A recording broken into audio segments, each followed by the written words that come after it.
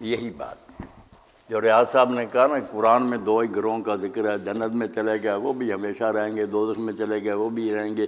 نکلنے والا قصہ قرآن میں نہیں۔ یہ ٹھیک ہے بات،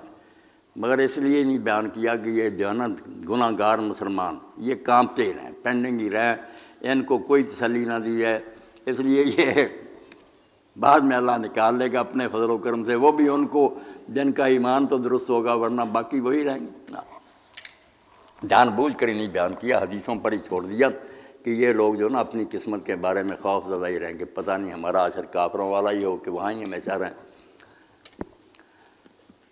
لرزہ رہنے کی بات، اور ایک بات جو نا ریاض صاحب اور سارے ساتھی سنیں کہ گناہ کو جو ہلکا ہم سمجھتے ہیں کہ کافر نہیں، بہرحال ہم اللہ رسول کو مانتے ہیں، گناہ یہ نا، یہ بھی بے وقوفی ہے۔ گناہ جو نا پھر ٹکتا نہیں، گناہ جب آتا نا پھر آدمی پہلے تو مجبوری ظاہر کرتا، سٹیج ہے نا کہ نہیں یہ مجبوری تھی اس لیے یار سود لینا پڑا، دوسرے نمبر پر پھر اس کو جائز ثابت کرتا کہ نہیں یہ کوئی نہیں ہے، لوگوں نے خام خواہ بات بنا رکھی اس میں کیا حرج ہے، پھر اس سٹیج پر پہنچ جاتا، پھر مستحسن بنا لیتا کیونکہ اپنا ضمیر نہیں نہ ٹکنے دیتا، کہتا نہیں کہ یہ بات ہی بہت اچھی ہے،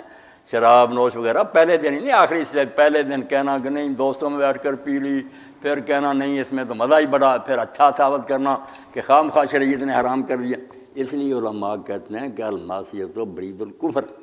کہ جو گناہ ہے نا یہ قاصد ہے کفر کا، آہستہ آہستہ اپنا اندر سے تم کافر ہو جاؤ گے کہ دین کا یہ حکم نہیں صحیح،